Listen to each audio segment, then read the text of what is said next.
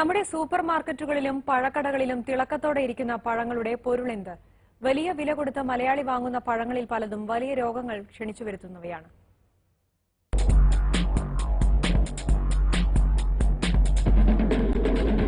തിരുവനന്തപുരത്തെ ഒരു കടയിൽ നിന്ന് വാങ്ങിയ 1.5 കിലോ ആപ്പിളാണിത്.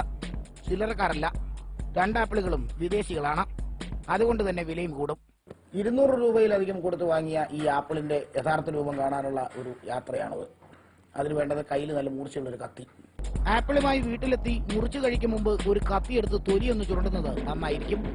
അല്ലെങ്കിൽ ഈ കാണുന്ന മെഴുകൊക്കെ വയറ്റിലെത്തും. ആപ്പിളുകൾ മാസങ്ങളോളം ഇരിക്കാൻ പഴങ്ങളുടെ വിതരണക്കാർ ചെയ്യുന്നതാണ് ഈ മെഴുക് ആവരണം. ഇത് മെഴുകാണെന്ന് സംശയമുണ്ടോ? ഒന്ന് ഉരുക്കി നോക്കൂ.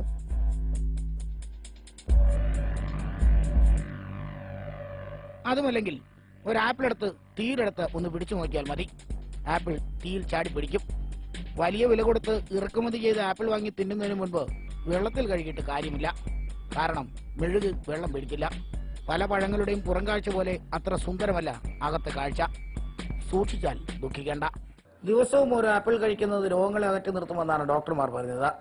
പക്ഷേ എല്ലാ ഗുണനിലവാരവും ഉണ്ടെന്ന് അവകാശപ്പെടുന്ന ഈ ആപ്പിൾ വാങ്ങി കഴിച്ചാൽ ആശുപത്രിയിൽ നിന്ന് ഇറങ്ങാനുള്ള സമയമുണ്ടാകില്ല.